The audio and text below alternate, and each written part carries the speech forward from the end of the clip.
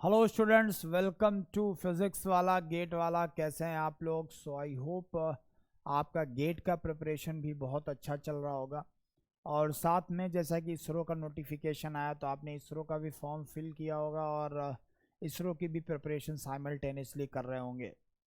तो बेसिकली ये जो सीरीज़ है जिसमें हम लोग इसरो के PYQ सॉल्व कर रहे हैं, इसके अलावा कुछ मोस्ट एक्सपेक्टेड प्रॉब्लम्स भी होंगे जो हर सब्जेक्ट में हम लोग आपको बताएंगे जो सॉल्व करने हैं। इवन हम आपकी हेल्प करेंगे हर उस चीज़ में जो इसकी पर्टिकुलर रिक्वायरमेंट है। मोस्ट ऑफ द स्टूडेंट्स जो हैं जो इसरो का एग्ज़ाम लिखने वाले हैं वो कहीं ना कहीं गेट का प्रिपरेशन कर रहे हैं फ्रॉम लास्ट 1-2 मंथ्स, और मे बी कुछ लोग शायद 1 साल से कर रहे होंगे। तो आपकी गेट की प्रिपरेशन में और इसरो की प्रिपरेशन में क्या चेंजेस करने हैं वो मैं आपको थोड़ा सजेस्ट कर देता हूँ।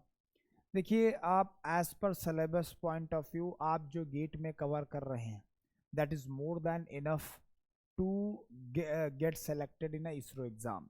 तो जो गेट के सिलेबस, जो पार्ट गेट के सिलेबस में है और जो आप पढ़ रहे हो और जो बेसिकली आप लाइक जो गेट की प्रिपरेशन एज सच आप कंटिन्यू करिए। मेरा पर्सनल सजेशन ये है कि ठीक है, हो सकता है कुछ 1-2 क्वेश्चन इधर उधर के होंगे जो गेट के सिलेबस का पार्ट नहीं होंगे, तो उसमें बहुत ज़्यादा टेंशन की लेने की ज़रूरत नहीं, क्योंकि वो आपका सिलेक्शन नहीं रोकेंगे।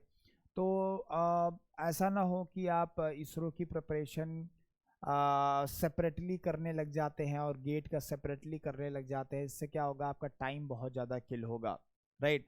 तो मेरा पर्सनल सजेशन है कि आप अभी फॉर टाइम बीइंग आप क्या कर सकते हैं कि गेट का प्रिपरेशन कंटिन्यू करिए। सिर्फ वही चीज़ें पढ़िए जो गेट में है, ठीक है। उसके अलावा केवल आपको एक्स्ट्रा क्या करना है कि जो ESC टाइप के प्रॉब्लम है या लाइक जो इसरो में आ सकते हैं वो भी आपको सॉल्व करना है। देखिए, जो गेट में प्रॉब्लम्स आते हैं basically numerical based question nowadays आ रहे हैं। आप देखिए तो 80-85% क्वेश्चन जो है वो न्यूमेरिकल है, राइट। और एप्टीट्यूड है, मैथ्स है। अब यहाँ और टेक्निकल सब्जेक्ट्स तो हैं ही। तो अब यहाँ पे जब हम आप इसरो की बात कर रहे हैं तो इसरो में आपको सिर्फ क्वेश्चन जो प्रैक्टिस करने हैं वो थोड़े से अलग तरीके के करने हैं। गेट में मोस्टली न्यूमेरिकल प्रॉब्लम है, यहाँ पे भी न्यूमेरिकल अच्छा खासा आता है, लेकिन वहाँ के जो न्यूमेरिकल आते हैं थोड़ा सा लेंदी न्यूमेरिकल आते हैं। कई बार 2 या 3 स्टेप में सॉल्व हो रहे होते हैं, ठीक है। यहाँ पे क्या है कि आपको थेरेटिकल क्वेश्चन अच्छे खासे मिलेंगे जो आपको गेट में नहीं मिलते हैं।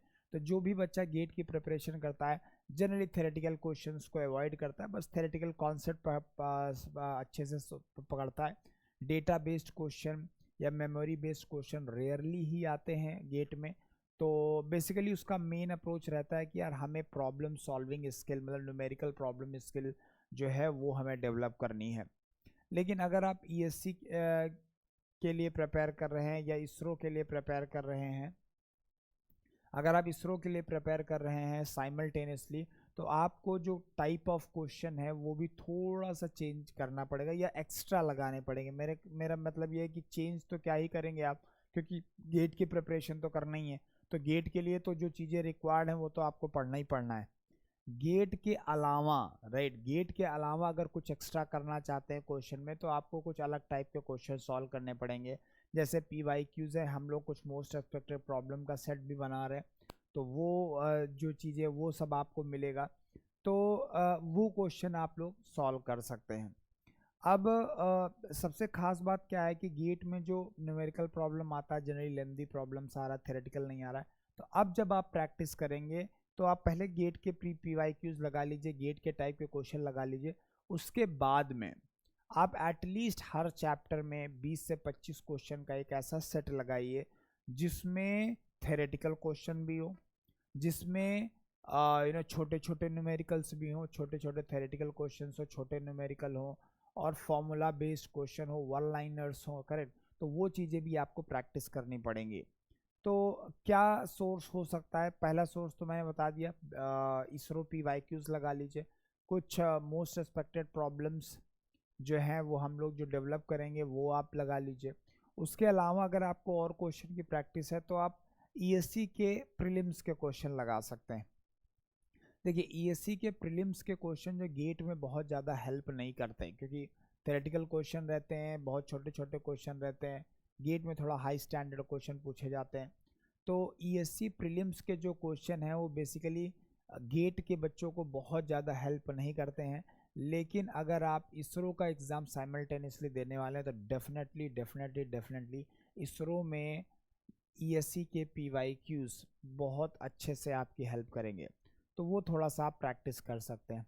तो चलिए आज बेसिक थर्मोडायनामिक्स के जो ये सीरीज़ है इसरो पीवाईक्यूज, तो इसमें जो बेसिक थर्मोडायनामिक्स का पोर्शन होने वाला है उसका आज फर्स्ट लेक्चर है, जिसमें कुछ सेट ऑफ क्वेश्चंस हम लोग सॉल्व करेंगे। और इसके बाद थर्मोडायनामिक्स के कुछ और सेशंस भी लगेंगे अदर दैन दिस, तो उसमें हम और क्वेश्चन सॉल्व करेंगे।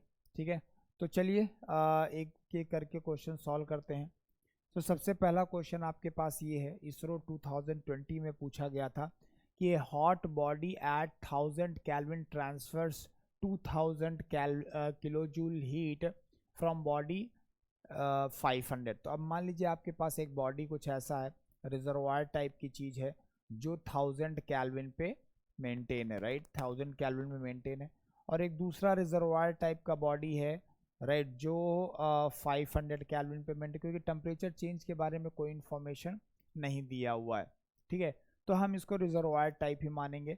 और यहाँ से बेसिकली क्या हो रहा है, यहाँ से इसको, अच्छा एक चीज़ और मैं बताता हूँ, गेट में जो प्रॉब्लम फ्रेम होता है वो बहुत एक्यूरेट होता है, जितनी इंफॉर्मेशन रिक्वायर्ड है वो सारा का सारा क्रिस्टल एंड क्लियर गिवन होती है। लेकिन इसरो में ऐसा नहीं होगा, आपको थोड़ा सा समझना पड़ेगा कि क्वेश्चन क्या पूछना चाह रहा है।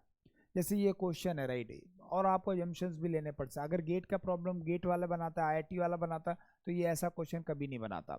वो क्लियरली मेंशन करता है कि भाई ये जो बॉडी है ये एक रिजर्वायर है, मतलब टेम्परेचर चेंज नहीं होगा।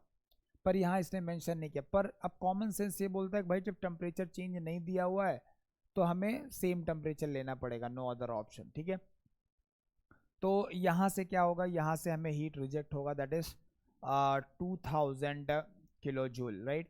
तो अब टोटली आप देखिए तो आपके पास दो बॉडी है, एक इसका नाम मैं ए रख देता हूँ, इसका नाम बी रख देता हूँ। तो ए का एंट्रोपी चेंज होगा और बी का भी एंट्रोपी चेंज होगा, करेक्ट। तो जो ओवरऑल नेट एंट्रोपी चेंज आएगा ए और बी के बराबर आएगा, मतलब जो डी एस नेट अगर मैं बोलूँ, सो डी एस नेट का वैल्यू आ जाएगा D S A entropy change of A plus entropy change of B. Clear है।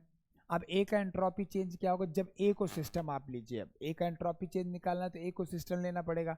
ए को सिस्टम लेंगे तो वहां पे 2000 किलो जूल हीट रिजेक्ट हो रहा है, रिजेक्ट हो रहा है मतलब माइनस आएगा, हीट रिजेक्ट हो रहा है मतलब माइनस आएगा 2000, right, at what temperature 1000 kelvin. तो इसको क्या कर देंगे, 1000 कर देंगे, माइनस 2000 बाई 1000 कर दिया।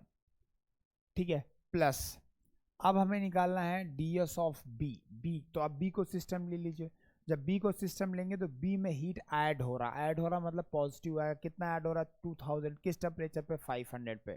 तो D S is equal D Q by T आ जाएगा, डी क्यू बाई टी मतलब 500। तो जब इसको आप सॉल्व करेंगे तो ये वैल्यू आ जाएगी 2, ये वैल्यू आ जाएगी 4। सो फाइनली आपको मिल जाएगा 2 किलो जूल पर केल्विन। ये आपका फाइनल आंसर आ जाएगा डी एस नेट। क्लियर है। तो आई होप ये सबको इजीली समझ में आ गया होगा, क्योंकि हम रिजर्वायर मान रहे हैं, मतलब टेम्परेचर चेंज नहीं हो रहा है, तो जो डी एस वैल्यू आएगी वो क्यू बाई टी ही आ जाएगी, राइट। तो यहाँ पे जब क्यू बाई टी लेंगे तो निगेटिव लेंगे, क्योंकि यहाँ से हीट रिजेक्ट हो रहा है। यहाँ पे जब क्यू बाई टू लेंगे तो पॉजिटिव लेंगे, बस इतना ही डिफरेंस है, राइट। यहाँ पॉजिटिव यहाँ निगेटिव, दोनों का टेम्परेचर अलग अलग हो जाएगा। बट हाँ, law of conservation of energy तो वैलिड ही रहेगा, जो हीट यहाँ से निकलेगा ऑब्वियसली यहाँ जाएगा। ठीक है, तो ये 2 kilo joule per kelvin option आ जाएगा, वो भी प्लस में। तो सी आपका करेक्ट ऑप्शन आ गया। वैसे भी आप ये दोनों तो निगलेक्ट हटा ही सकते थे ऑप्शन में से, क्योंकि ये नेट एंट्रोपी चेंज पूछ, नेट मतलब टोटल एंट्रोपी चेंज पूछ रहा है, या एंट्रोपी या यूनिवर्स एक तरीके से पूछ रहा है, तो वो कभी भी निगेटिव नहीं हो सकती। एंट्रोपी ऑफ सिस्टम में पॉजिटिव, निगेटिव और zero, but entropy of universe can never be negative. Clear है। Okay, let's move to the next problem. अब ये नेक्स्ट प्रॉब्लम है, दिया हुआ है air at 27 degree centigrade and 100 kilo pascal enters in a steady flow to the nozzle at a velocity of 100 metre पर second. तो 100 metre पर second पे वेलोसिटी है। if the inlet area of the nozzle is 0.5 meter square then what is the mass flow rate through the system? it is very very easy। हमने mass flow rate के बारे में already discussion किया था कि mass flow rate कभी nozzle में कहीं पे भी अगर आपको निकालना है तो क्या हो जाएगा, रो ए वी रो ए सी लिख सकते हैं बेसिकली, बिकॉज वेलोसिटी को हम लोग सी से लिखते हैं। जैसे कि हमको पता है, अगर मैं इसको डिराइव करना चाहूँ तो रो इज इक्वल टू क्या होता था, एम बाई वी होता था, मतलब वी क्या है, वॉल्यूम है, राइट। तो एम का वैल्यू क्या लिख सकते हैं, रो इंटू वॉल्यूम, या फिर ऐसे लिख सकते हैं M is equal to rho into volume को एरिया इंटू लेंथ लिख दिया। लेकिन हमें क्या निकालना है, मास फ्लो रेट। हमको किससे मतलब है, मास फ्लो। तो टाइम से डिवाइड कर दो दोनों साइड, इधर भी टाइम से डिवाइड कर दिए, इधर भी टाइम से डिवाइड कर दिए, तो ये वैल्यू आ गया एल बाई टाइम क्या आ गया, वेलोसिटी, इसको हम सी से रिप्रेजेंट कर देते हैं। तो ये हो जाएगा M dot is equal to rho A C. M dot के वैल्यू क्या आ गया, रो ए सी। अब देखिए यहाँ पे रो का वैल्यू इन्फॉर्मेशन, चाहे तो रो भी निकाल सकते हैं, कोई दिक्कत नहीं है, चलिए रो से ही निकाल लेते हैं। तो ये हमारा हो गया, इसको इक्वेशन नंबर 1 मान लेते हैं। अब देखिए यहाँ क्या क्या गिवन है आपको, सी तो डायरेक्टली गिवन है 100 मीटर पर सेकेंड, कोई दिक्कत नहीं है, ठीक है। I think area of the nozzle भी डायरेक्टली आपको, केवल रो का वैल्यू आपको नहीं गिवन है, तो रो का वैल्यू हम यहाँ से इस इंफॉर्मेशन से निकालेंगे। अब देखिए एयर है तो आइडियल गैस है, फॉर एयर मतलब आइडियल गैस, इसको आइडियल गैस लेंगे। तो आइडियल गैस के लिए हम लोग क्या लिख सकते हैं, P V is equal to M R T. V को इधर ले लो तो क्या लिखा है, P is equal to M by V R T. अब ये एम बाई वी क्या होता है, यही तो रो होता है, एम बाई वी क्या होता है, रो। तो यहाँ पे रो का वैल्यू अगर निकालना है तो रो का वैल्यू क्या हो जाएगा, P by R T, value put कर दो। तो P का वैल्यू आपको दिया हुआ है 100 किलो पास्कल, तो इसको किलो पास्कल में ही रख देते हैं। R का वैल्यू एयर के लिए तो 0.287 इंटू टेम्परेचर आपको कैल्विन में रखना पड़ेगा, तो 300 आ जाएगा, ठीक है। तो ठीक है, रो का वैल्यू पता चल गया। अब ये वैल्यूज आप क्या करिए, यहाँ पे m पुट कर दीजिए फ्रॉम इक्वेशन 1,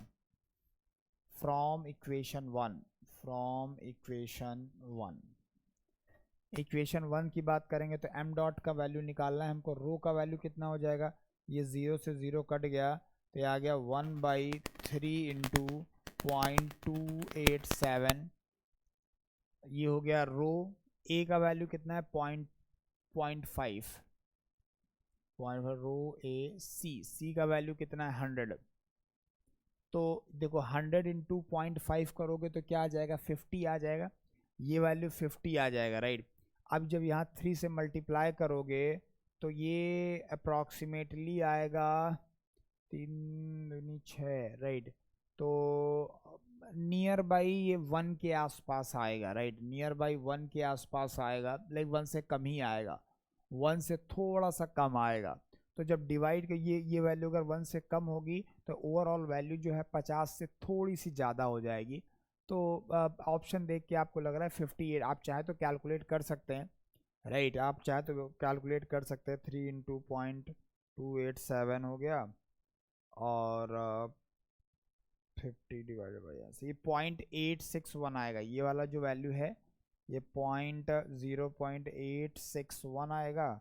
इसको जब आप डिवाइड करोगे तो ये 58 आ जाएगा, एग्जैक्टली 58 kg पर सेकेंड। मतलब अगर आप कैलकुलेट ना भी करते तो अब इतना सिंपल था कि आप आइडिया लगा सकते थे कि कौन सा, और यहाँ ऑप्शन में गैप भी बहुत है।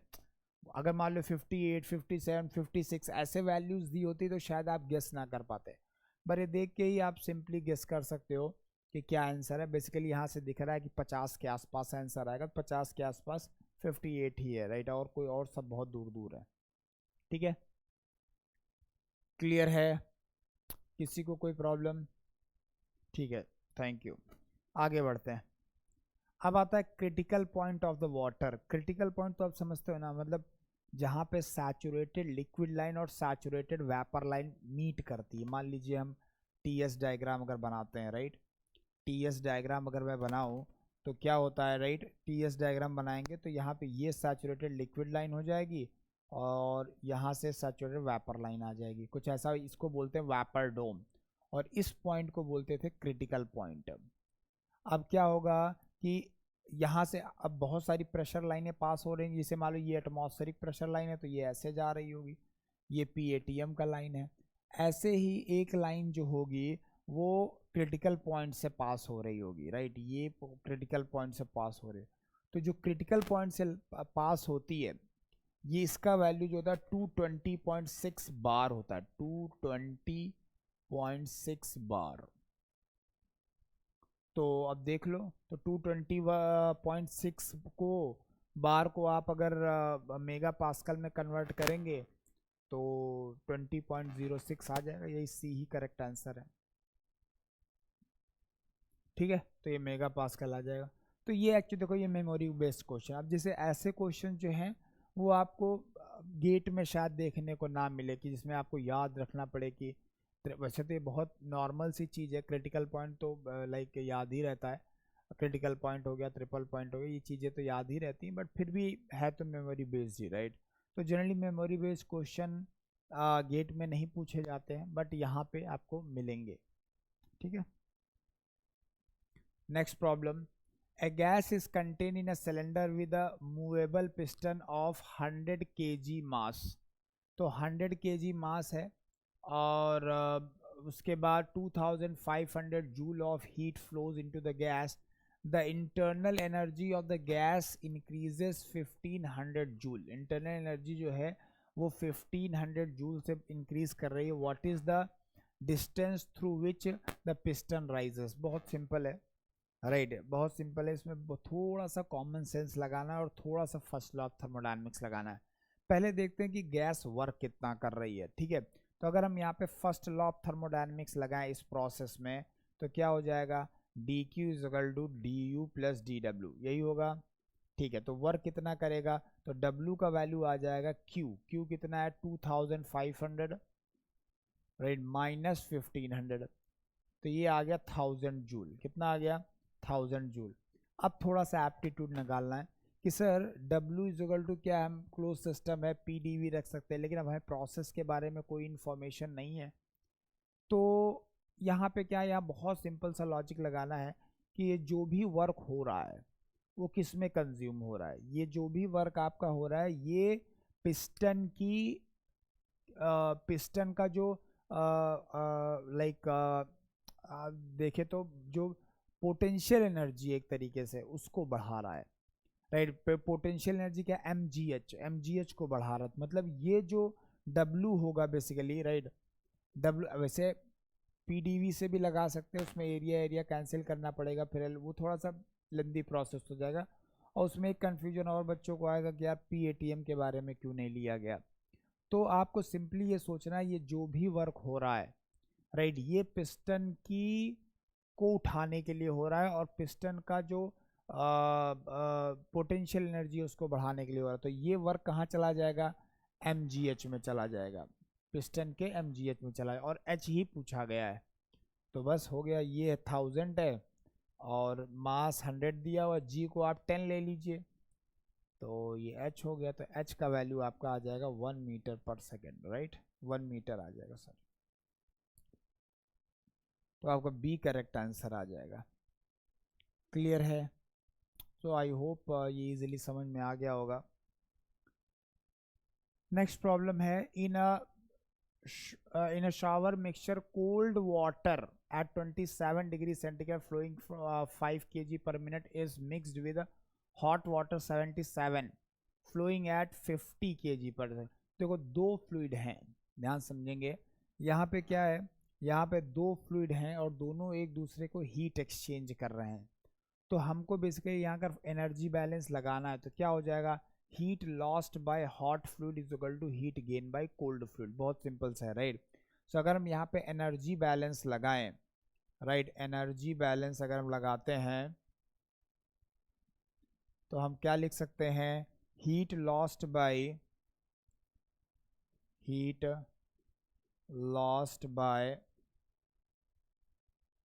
hot fluid,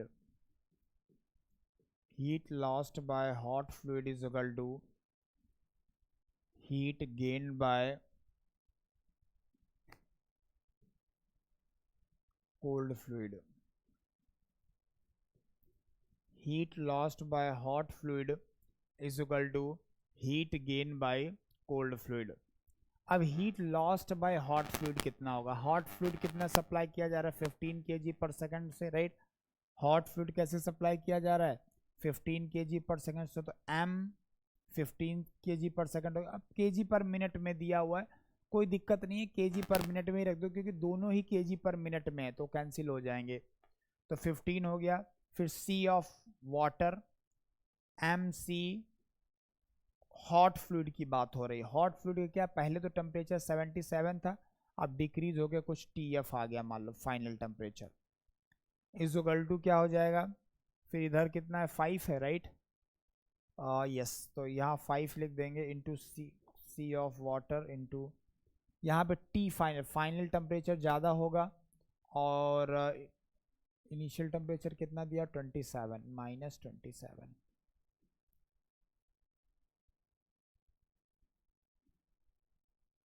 तो अब ये CW से CW कैंसिल, 5 1 जा 5, 5 3 जा 15, ठीक है, तो 3 7 जा 21, 1 3 जा 21, 22 23, राइट, 231 आ जाएगा, minus 3 TF is equal to TF minus 27, तो ये इधर आके प्लस हो जाएगा, इधर ये जाएगा तो प्लस हो जाएगा, तो 4 TF का वैल्यू कितना आ जाएगा, ये हो जाएगा 258। हमें फाइनल टेम्परेचर निकालना है, तो फाइनल टेम्परेचर यहाँ से क्या हो जाएगा, T फाइनल का वैल्यू आ जाएगा 258/4, तो 4 चौक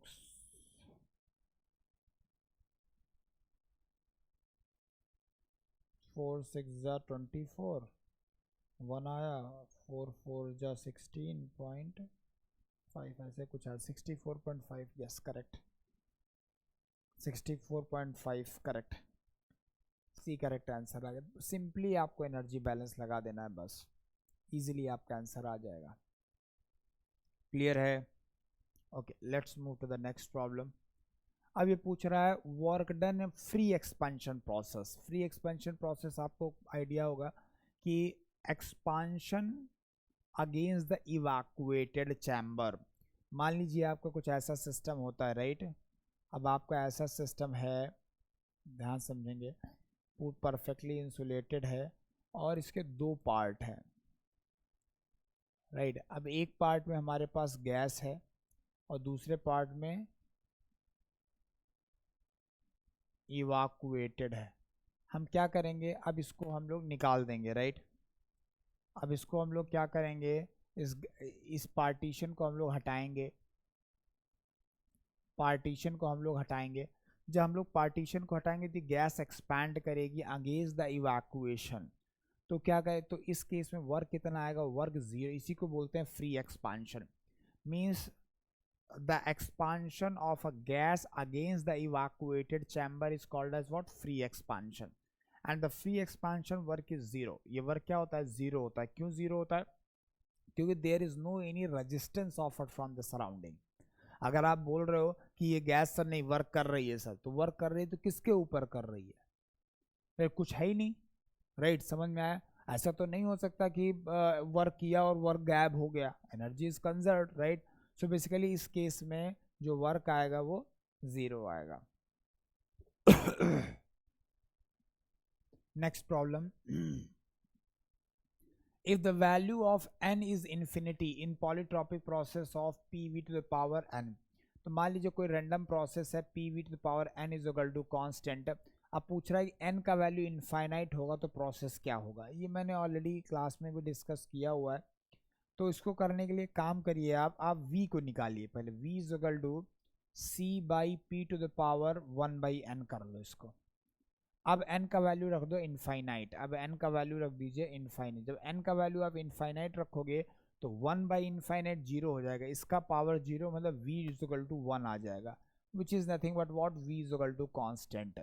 तो ये कांस्टेंट वॉल्यूम प्रोसेस है। कैसा प्रोसेस हो जाएगा? कांस्टेंट वॉल्यूम प्रोसेस है, राइट। ये जनरली हम लोगों ने डिस्कस किया था कि यहाँ पे अगर n का वैल्यू जो है, n का वैल्यू अगर 1 होता है तो आइसोथर्मल, n का वैल्यू 0 होता है तो कांस्टेंट प्रेशर, n का वैल्यू गामा होता है तो एडियाबैटिक, n का वैल्यू इनफाइनाइट होता है तो कांस्टेंट वॉल्यूम। ठीक है, नेक्स्ट प्रॉब्लम पे आते हैं। During the charging of the storage battery the current I is 20 ampere and the voltage E is 12.8, right? The rate of heat transfer from the battery is given, so what is the internal energy increase? बहुत simple है, आपको first law of thermodynamics लगा देना है। क्या लगा देना है? First law. फर्स्ट लॉ क्या होता था किसी प्रोसेस के लिए? भैया D Q is equal to D U plus D W. अब डी क्यू का वैल्यू गिवन है कि heat transfer from the battery. अब बैटरी हमारा सिस्टम है तो बैटरी से रिजेक्ट हो रहा है, रिजेक्ट होगा तो निगेटिव आएगा। कितना? 16 वॉट। सो 16 हो गया। और क्या निकालना है हमें? इंक्रीज इंटरनल, डी यू तो निकालना ही है हमको। अब डी डब्ल्यू कितना हो? डी डब्ल्यू क्या हो जाएगा? अब ऑन द सिस्टम है, जो आप वर्क कर रहे हो बैटरी के ऊपर कर रहे हो, ऑन द सिस्टम करोगे तो निगेटिव आएगा। तो निगेटिव आएगा कितना? V इंटू आई, राइट। जो ये इलेक्ट्रिकल वर्क होता है उसको क्या लिखते हैं? V इंटू आई लिखते हैं। तो डी यू निकालना है, हो गया ख़त्म। तो डी यू का वैल्यू आ गया V इंटू आई, मतलब 20 इंटू कितना? 12.8, 12.8 माइनस 16, तो ये वैल्यू आ जाएगी 128,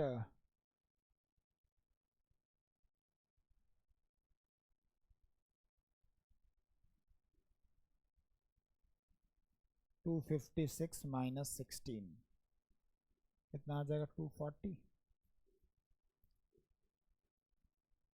तो ये डी वैल्यू आ जाएगी, करेक्ट है। तो ये 240 जूल पर सेकंड आ जाएगा, या वॉट कह सकते हैं इसको, कोई दिक्कत नहीं है। क्लियर है? कोई कंफ्यूजन?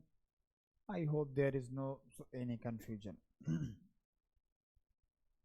अब आते हैं नेक्स्ट प्रॉब्लम में।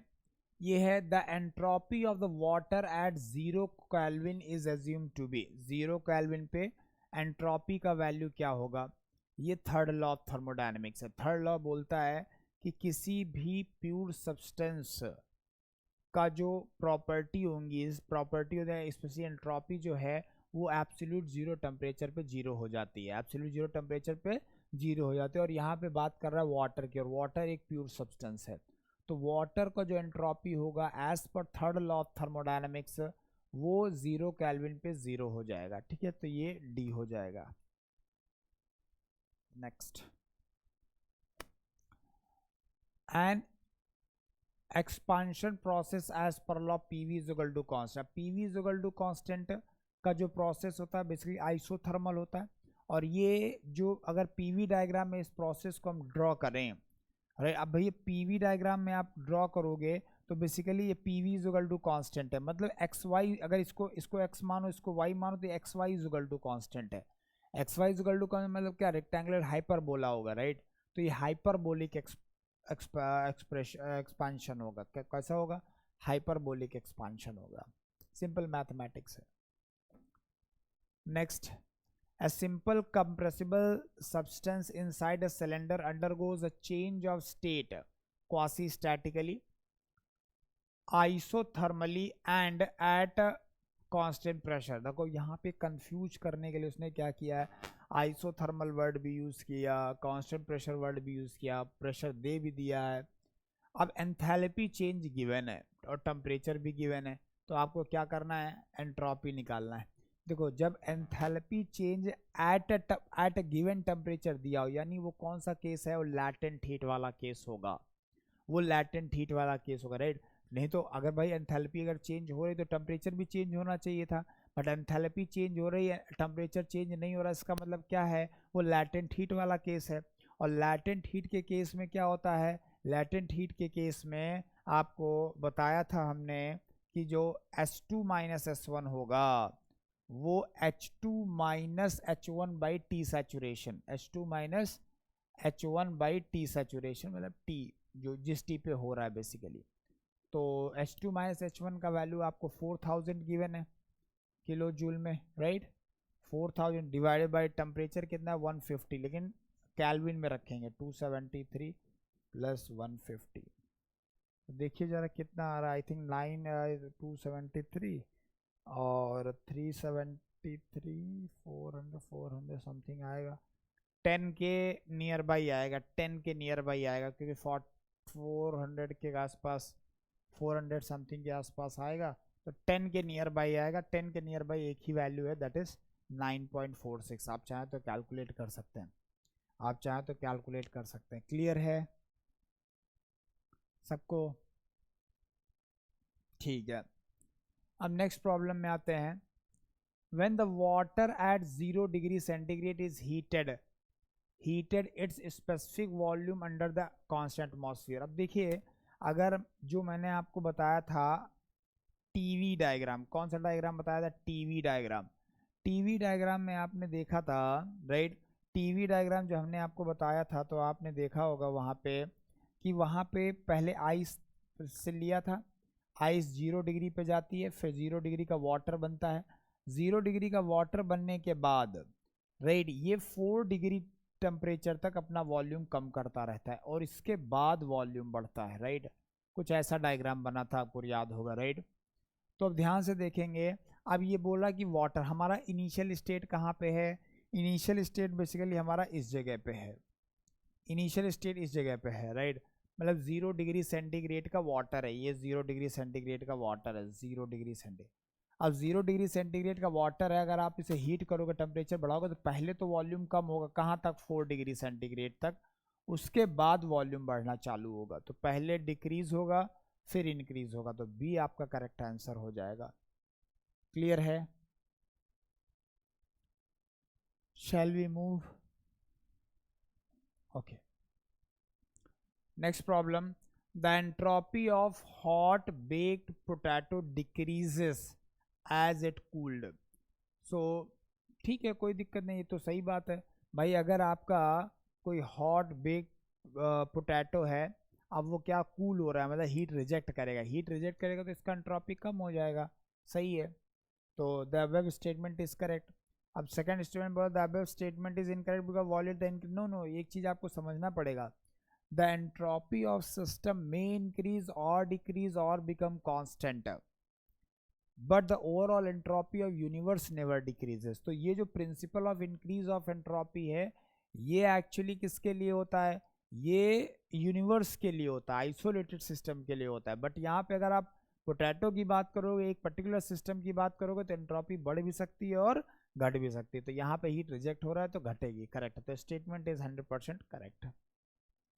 नेक्स्ट प्रॉब्लम लेते हैं। During January at a location in Rohtang winds at -6 degree temperature can be observe. Okay, wind का जो टेम्परेचर है, मतलब एटमॉस्फेरिक टेम्परेचर जो है -6 डिग्री है, can be, can, okay, several metres below the ground the temperature. Okay, देखिए जब अर्थ के अंदर जाते हो आप तो क्या टेम्परेचर आपका बढ़ता है, तो आप कुछ मीटर जाने पे 27 डिग्री सेंटीग्रेड हो जाता है। A scientist claim to have a desired power cycle exploring this situation by thermal efficiency of 10%। तो देखो, इन दोनों को यूज करके, इन दोनों टेम्परेचर डिफरेंस को यूज करके एक साइंटिस्ट ने एक इंजन बनाया और बोला उसकी इफिशियंसी 10% है। क्लेम जस्टिफाइड है कि नहीं? देखो, इफिशियंसी किसी गिवन टेम्परेचर लिमिट में इफिशियंसी कभी कॉर्नॉट से ज़्यादा नहीं हो सकती। अगर ये 10% कॉर्नॉट से ज़्यादा है, बोल रहा है वो, तो गलत बोल रहा है। 10 से कम है, सॉरी, कॉर्नॉट की एफिशिएंसी अगर 10 से ज़्यादा है तो सही बोल रहा है। अगर कॉर्नॉट की एफिशिएंसी 10 से कम है तो मतलब वो गलत बोल रहा है, क्योंकि कॉर्नॉट से ज़्यादा तो एफिशिएंसी नहीं आ सकती थी ना। तो पहले इसमें क्या करिए, आप कॉर्नॉट का एफिशिएंसी निकाल लीजिए। कॉर्नॉट का एफिशिएंसी जब निकालेंगे तो क्या हो जाएगा, 1 - TL/TH। तो 1 माई TL कितना है -6 डिग्री, तो 273 -6 270 हो जाएगा, 267 हो जाएगा, 267 बाई TH कितना है 27 300 राइट 300। तो इसको जब आप करेंगे तो ये कितना आएगा, आई थिंक 0.89 आएगा क्या, 267 डिवाइडेड बाई 300 0.89, यस ये वैल्यू 0.89 आएगी, 1 माइनस 11%, 11 आ जाएगा, 0.11 आ जाएगा या 11% बोल सकते हैं। तो जो अगर इन दोनों टेम्परेचर के बीच में कॉर्नॉट काम करता, कॉर्नॉट इंजन काम करता तो 11% एफिशिएंसी देता, और इसने काफ़ी अच्छा बनाया है, बट हाँ ठीक है कॉर्नॉट से कम एफिशिएंसी है तो पॉसिबल है कि मतलब वो जो बोल रहा है वो ट्रू बोल रहा है, कोई दिक्कत नहीं है राइट। अगर वही क्लेम कर रहा होता कि एफिशिएंसी 12 है तो फिर उसका क्लेम जस्टिफाइड नहीं होता, तो फिर इसका मतलब वो झूठ बोल रहा है। क्लियर है। नेक्स्ट लेते हैं। A room contains 25 kg of air, 100 kilopascal and 14 degree centigrade. The room has 250 watt refrigerator है, 1 kilowatt of heater है. During the cold winter days, it is observed that both the refrigerator and the heater are running continuously, but the air temperature in the room remains constant. Okay, the rate of heat loss from the room during that day. Okay, देखो क्या बोल रहा है, बहुत simple सी चीज़ है, इसको मैं दूसरे तरीके से बताता हूँ।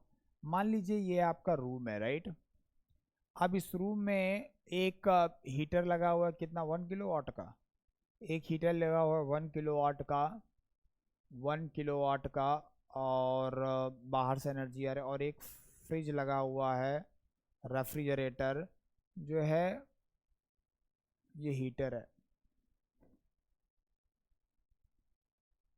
ये 250 वाट का रेफ्रिजरेटर लगा हुआ है, 250 है ना,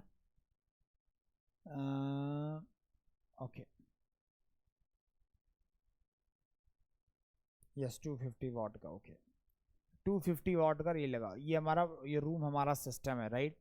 अब देखिए अगर ये रूम हमारा सिस्टम है तो हीटर रूम को हीट करेगा और रेफ्रिजरेटर भी हीट करेगा, क्योंकि फाइनली तो एनर्जी इंटर कर रही है ना, तो एक्चुअली रूम का टेम्परेचर बढ़ जाना चाहिए। एक्चुअली रूम का टेम्परेचर अगर ये दोनों काम करेंगे साइमल्टेनियसली तो इसका रूम का टेम्परेचर बढ़ जाना चाहिए, लेकिन रूम का टेम्परेचर कांस्टेंट मेंटेन है। क्यों? क्योंकि कुछ हीट बाहर भी जा रही है, तो क्यू डॉट बाहर कितना जा रहा है वो निकालना है आपको, बहुत सिंपल है। अब आप रूम में लगा दीजिए D Q is equal to D U plus D W, ठीक है। अब डी यू का वैल्यू आपका 0 हो जाएगा क्योंकि टेम्परेचर कांस्टेंट है, बिकॉज हमने पढ़ा है जूल्स लॉ से कि U is the function of temperature only. अगर U टेम्परेचर का ही फंक्शन है तो डी यू का वैल्यू 0 हो जाएगा। तो Q कितना है, केवल एक ही Q है, ये केवल Q है, माइनस Q डॉट हो जाए क्योंकि रिजेक्ट हो रहा है, और दो वर्क है, दोनों इलेक्ट्रिकल डिवाइसेस से वर्क होंगी पर ऑन द सिस्टम है इसलिए माइनस हो जाएगा। माइनस कितना आ जाएगा 1 किलोवाट प्लस 250 वाट, 0.25 लिख देता हूँ मैं, पूरा किलोवाट में लिख दिया। तो Q डॉट का वैल्यू क्या आ गया, 1.25 किलो जूल पर सेकेंड, लेकिन वो पूछा किस में है, किलो जूल पर आर में पूछ रहा है। तो आपको क्या करना पड़ेगा, आर से मल्टीप्लाई करो, आर से डिवाइड करो, ये आर को 3600 सेकेंड ले लो, सेकेंड सेकेंड कैंसिल आउट, तो Q डॉट का वैल्यू हो गया 1.25 into 3600 kilo joule per R. तो इसको सॉल्व कर लेंगे, 3600 इंटू 1.25 आ जाएगा, तो ये 4500 आ गया, 4500 किलो जूल पर आर। देखिए कौन सा आंसर मैच कर रहा है, 4500, सी आंसर आपका मैच कर जाएगा। इसमें देखो बहुत सारा डेटा काम का नहीं है, वो टेम्परेचर, प्रेशर, केजी, ये सब कुछ भी काम का नहीं है। तो बहुत सारे लड़के कंफ्यूज हो जाएंगे सर मैंने गलत लगाया है, भले उन्होंने ये आंसर निकाल दिया हो, लेकिन उनको लगेगा नहीं नहीं सर हमने तो बहुत सारा डेटा यूज़ ही नहीं किया, डेटा फर्जी थोड़ी नहीं देगा, देता है फर्जी डेटा, इसमें कोई बड़ी बात नहीं है। ठीक है, चलिए आगे बढ़ते हैं। आगे बढ़ते हैं। अब ये 2017 में क्वेश्चन पूछा गया था, two Carnot heat engines are operating in series, right, series में काम कर रहे हैं, in such a way that heat sink of the first engine served as a heat source the second engine. Okay, तो इन जो ऊपर वाला इंजन है उसका टेम्परेचर कितना है, सीरीज में मैंने आपको 1727 है, ठीक है, और जो फाइनल सिंक है, राइट, उसका टेम्परेचर कितना है, 127 है, ठीक है। अब हमें इंटरमीडिएट टेम्परेचर निकालना है एट द सेम इफिशिएंसी। जब सिर्फ इफिशिएंसी सेम होती हैं, दो इंजन, आपको याद होगा डेरिवेशन मैंने कराया था, राइट, वापस से डेरिवेशन करेंगे तो बहुत टाइम लगेगा, मतलब अगर आप एग्ज़ाम में है तो आपको जो स्टैंडर्ड रिजल्ट है वो आपको पता होना चाहिए कि हम लोगों ने डिस्कस किया था कि अगर दोनों का वर्क, लाइक दो इंजन है जो सीरीज में लगे हुए हैं, अगर इन दोनों के वर्क आउटपुट सेम है तो इंटरमीडिएट टेम्परेचर जो आता था वो T1 + T2/2 आता था, और अगर इफिशिएंसी सेम है तो जो T आता था वो √T1/T2 आता था। तो बेसिकली मैं क्या बोलना चाहूँ, जो इंटरमीडिएट टेम्परेचर आएगा वो √T1/T2 आएगा, मतलब सिंक का टेम्परेचर और सोर्स का टेम्परेचर। तो ये वैल्यू कितना आ जाएगा, ये T1 कितना है, 273 ऐड करना पड़ेगा इसमें, तो ये 273 ऐड करोगे तो हो जाएगा 1400, 1600, तो ये 1600 आ जाएगा, और ये आ जाएगा 400, तो 64, तो अंडर रूट 6400 आ जाएगा, आई थिंक सो, राइट, नहीं 64, तो ये आ गया 2 जीरो और। अब इसको जब हम लोग सॉल्व करते तो 1 2 और इसके 8 आ जाएगा, 800, तो 800 कैल्विन आएगा, लेकिन डिग्री सेंटीग्रेड में बदलोगे तो 577 डिग्री सेंटीग्रेड आ जाएगा। तो क्या आ जाएगा आपका, सी ऑप्शन आ जाएगा। क्लियर है, तो ये कंडीशन आपको याद होगी, प्रूव भी कर सकते हैं बट ज़रूरत नहीं है। क्लियर है, आगे बढ़ें। ओके, नेक्स्ट प्रॉब्लम है कि starting from the same initial condition an ideal gas expands from volume V1 to V2 in 3 different ways। पहला क्या है, पहला आपका आइसोथर्मल है जब W1 वर्क है, दूसरा आइसोबारिक है, तीसरा एडियाबैटिक। अब देखिए ये बोल रहा है अगर पीवी डायग्राम हम लोग बनाएं, राइट, अगर हम लोग पीवी डायग्राम बनाते हैं, एक स्टेट मतलब ये है, एक स्टेट है और दूसरे का वॉल्यूम फिक्स है, ये V2 वॉल्यूम है, ये V2 वॉल्यूम है, ये V1 वॉल्यूम है, ठीक है। तो अब यहाँ से 3 प्रोसेसेस आपको ड्रॉ करना है। एक तो कांस्टेंट प्रेशर, इसके लिए K वैल्यू 1 होती थी, फिर इसके बाद क्या आएगा, आइसोथर्मल आएगा, K इक्वल टू, इसके लिए K इक्वल टू 0 आता था, याद करो, राइट, इसके लिए K वैल्यू 0 आता था, इसके लिए K वैल्यू 1 आता था, और उसके बाद आ जाएगा adiabatic, K equal to gamma. अब देखिए, तो एरिया अंडर द कर्व, हमें पीवी डायग्राम का सिग्निफिकेंस पढ़ा हुआ है, area under the curve when projected on volume axis in PV diagrams gives close system reversible work.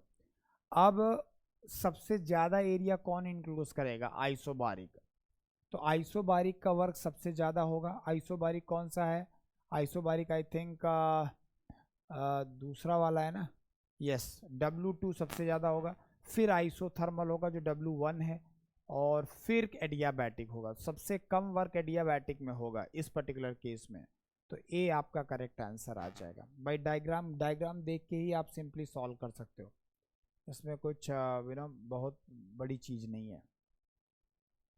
Clear है, ओके। अब ये दिया हुआ है, a block of ice at -10 degree centigrade is slowly heated and converted the steam at 100 degree centigrade, which of the following curve phenomena. अच्छा देखिए, अगर आप -10 डिग्री सेंटीग्रेड आइस को ध्यान समझेंगे, अगर मैं मेरे पास ये T डायग्राम है और टेम्परेचर और इधर हीट सप्लाई कर रहे हैं, तो मान लीजिए स्टार्टिंग कहाँ से कर लेते हैं, इसी पॉइंट से कर लेते हैं, राइट, इसमें ऐसे ही किया हुआ है, तो इसी पॉइंट शुरुआत में हमारे पास क्या टेम्परेचर सबसे मिनिमम है -10 डिग्री, यहाँ पे टेम्परेचर क्या -10 डिग्री।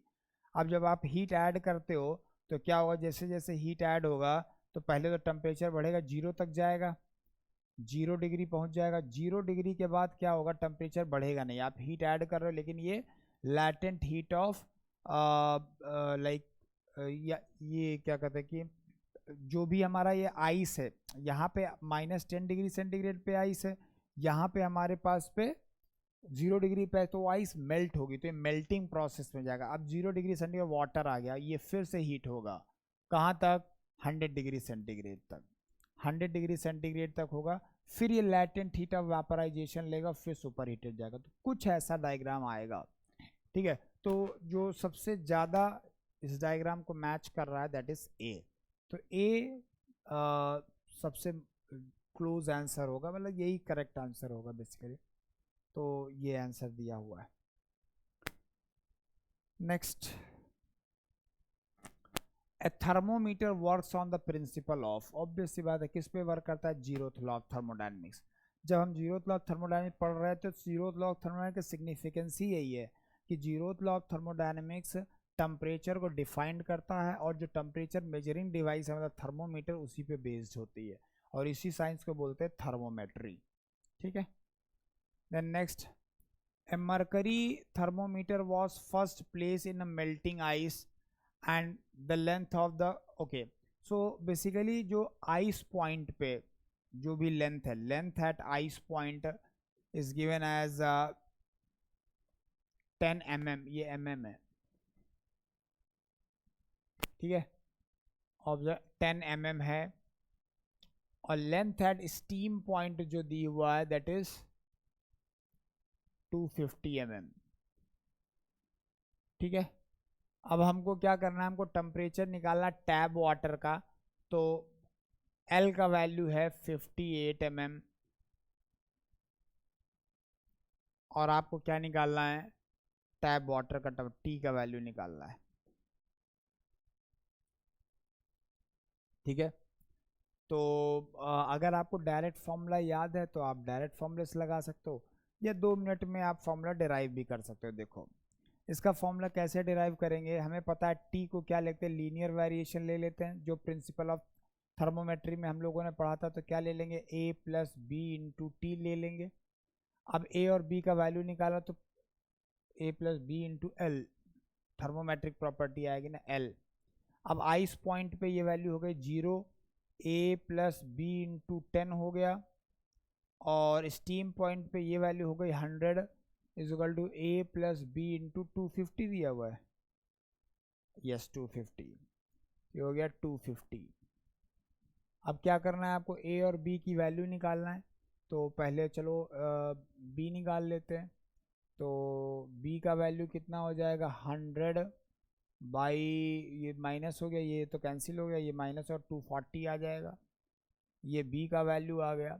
a का वैल्यू कितना आ जाएगा, a का वैल्यू यहाँ b में रखोगे तो 10 से मल्टीप्लाई हो जाएगा, 10/24 कर देते हैं, या फिर इसको 5/12 कर देते हैं, कोई दिक्कत नहीं। 5/12 यहाँ पे रखिए आप, 5/12 50/12 हो जाएगा, ठीक है। तो a का वैल्यू आ जाएगा -50/12 या 25/6 भी बोल सकते हैं। तो अब फाइनल इक्वेशन आपकी क्या आई, t इज इक्वल टू आ गया -25/6 प्लस b बोले तो 5/12 into L.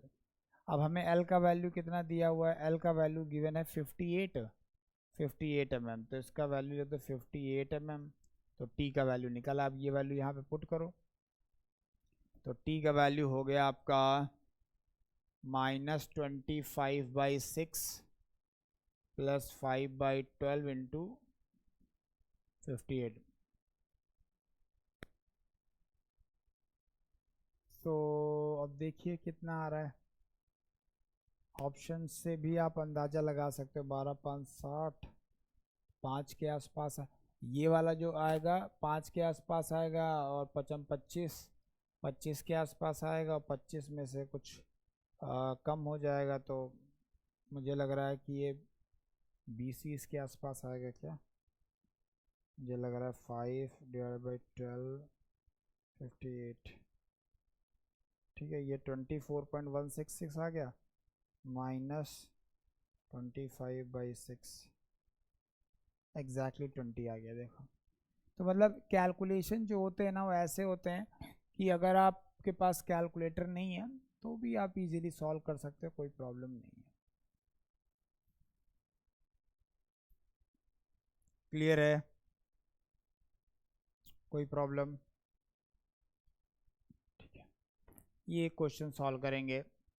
The amount of steam eight 100 degree centigrade. तो स्टीम जो है हमारे पास 100 डिग्री सेंटीग्रेड पे है और जो यूज़ हो रही है 200 ग्राम वाटर को राइस करने में 60 डिग्री से 100 डिग्री सेंटीग्रेड में। तो जब आप वाटर को 60 से 100 लेके जाओगे तो कितना हीट लगेगा? राइट, कितना हीट लगेगा? ये लगेगा 200 मतलब 0.2 kg में रख लेते हैं। 0.2 into 4.18 specific heat M C D T. D T मतलब 100 माइनस 60, इतना हीट लगेगा। और ये हीट हम लेंगे कहाँ से? स्टीम से लेंगे जो 100 डिग्री पे, पर उसका टेम्परेचर चेंज नहीं होना चाहिए क्योंकि उसका टेम्परेचर अगर डिक्रीज होगा तो 100 डिग्री कभी अचीव ही नहीं कर पाओगे। मतलब वो जो स्टीम है वो कंडेंस होगी, वो 100 डिग्री सेंटीग्रेड पे ही हीट देगी, समझा? तो m इंटू एल आएगा, उसका लैटेंट हीट आएगा, राइट? तो इसको m इंटू एल के बराबर कर देंगे, हमें m निकालना है। तो m का वैल्यू कितना हो गया?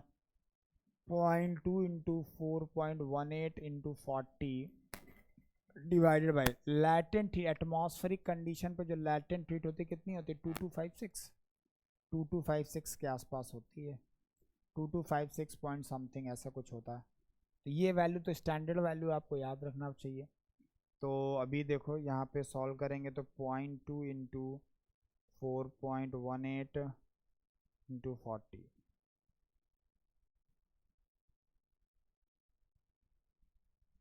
डिवाइडेड बाई 2256, तो ये ग्राम में आ जाएगा। 0.0148 ग्राम में आ गया, लेकिन हमको नहीं नहीं ये केजी में आ गया, सॉरी ये केजी में आ गया। इसको ग्राम में कन्वर्ट करना तो 1000 से मल्टीप्लाई कर दो, 14.8 आ जाएगा, 14.8 ग्राम। तो हमारा डी आपका करेक्ट आंसर हो जाएगा। ठीक है, तो आई होप ये सेशन में आपको समझ में आया होगा। तो ये हमने कुछ PYQs किए हैं। नेक्स्ट सेशन में हम लोग कुछ और PYQs सॉल्व करेंगे, साथ में कुछ एक्सपेक्टेड प्रॉब्लम जो इसरो में आ सकते हैं, राइट? वो नए प्रॉब्लम भी लेके आएंगे।